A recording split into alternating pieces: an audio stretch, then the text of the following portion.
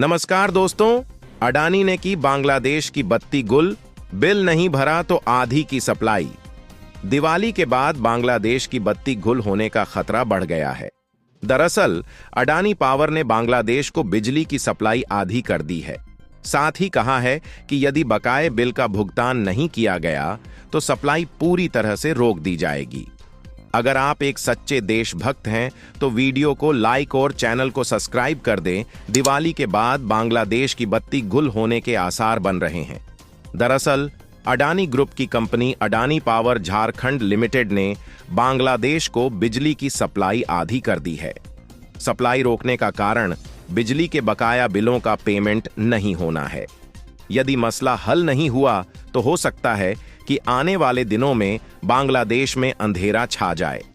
स्थानीय media report के अनुसार अडानी पावर की पूर्ण स्वामित्व वाली सहायक company Adani power Jharkhand limited APJL ने बांग्लादेश को अपनी आधी बिजली की सप्लाई रोक दी है।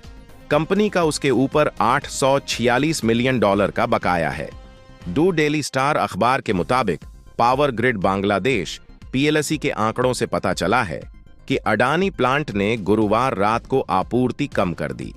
अखबार ने बताया कि बांग्लादेश ने गुरुवार और शुक्रवार की दरमियानी रात को 1600 मेगावाट MW से अधिक की कमी की सूचना दी, क्योंकि 1,496 मेगावाट का प्लांट अब एक यूनिट से 700 मेगावाट बिजली का उत्पादन कर रहा है।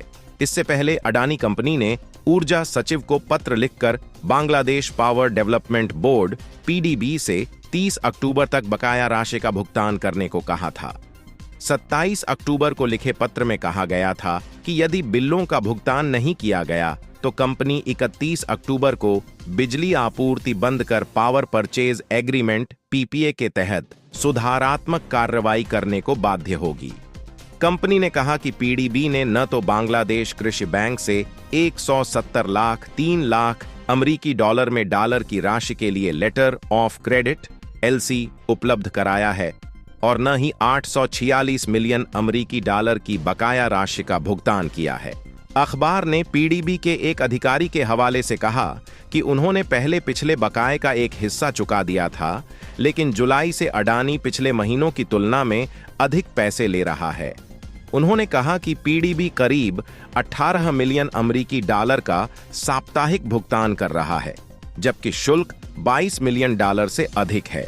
उन्होंने कहा, इसी कारण से बकाया भुगतान फिर से बढ़ गया है,